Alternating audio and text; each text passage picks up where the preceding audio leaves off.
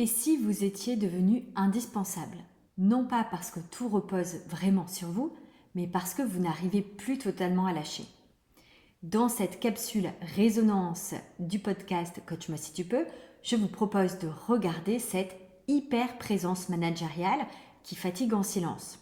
Celle qui pousse à répondre, porter, anticiper, même quand il serait peut-être temps de laisser un peu d'espace aux autres.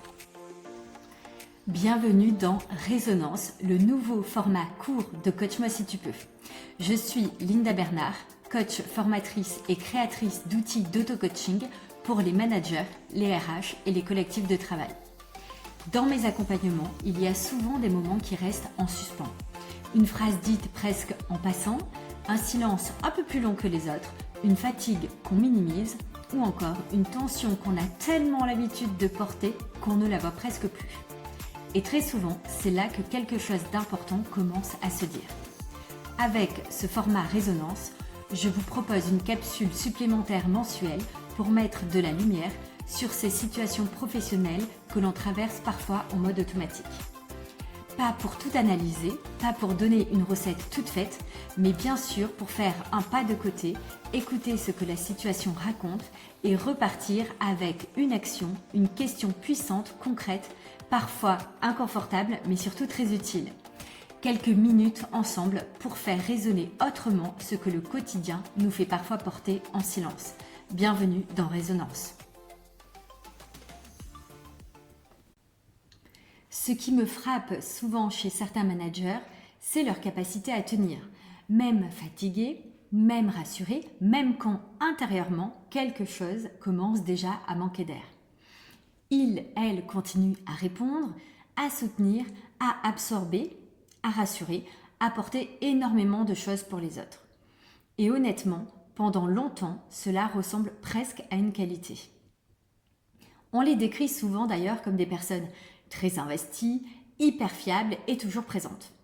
Mais parfois, quand on creuse un peu, on découvre autre chose derrière cette hyper présence. Une difficulté immense à relâcher réellement. Comme si le cerveau restait constamment en vigilance. Comme si tout reposait toujours, au moins un peu la majorité des cas, sur eux. Et ce qui est troublant, c'est que beaucoup de managers ne s'en rendent même plus compte. En fait, elles ont tellement appris à anticiper, à gérer, à porter, à intervenir rapidement que cela devient leur manière normale de fonctionner. Alors même quand vous êtes épuisé, vous continuez encore à prendre des choses en marge et en charge automatiquement. Honnêtement, je crois qu'il y a quelque chose de très important à observer ici.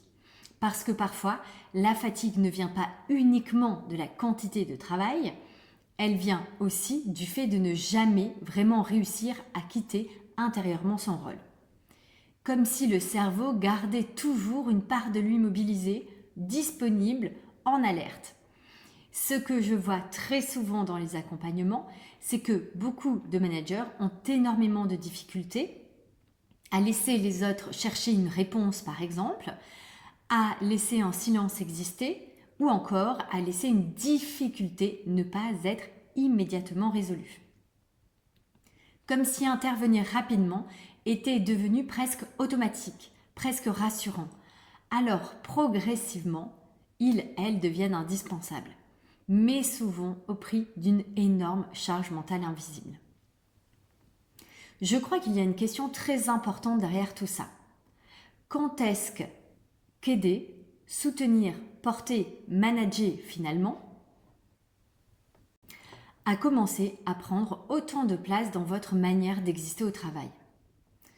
Honnêtement, beaucoup de managers ne portent pas seulement des dossiers, des urgences ou des responsabilités. Ils portent aussi la peur que quelque chose déborde, que quelqu'un soit en difficulté, que le collectif se désorganise ou parfois même la peur de ne plus être réellement utile s'il relâche un peu. Et ça, c'est évidemment extrêmement épuisant intérieurement. Alors aujourd'hui, j'avais simplement envie de vous proposer un petit temps de recul si vous vous sentez concerné par cette situation.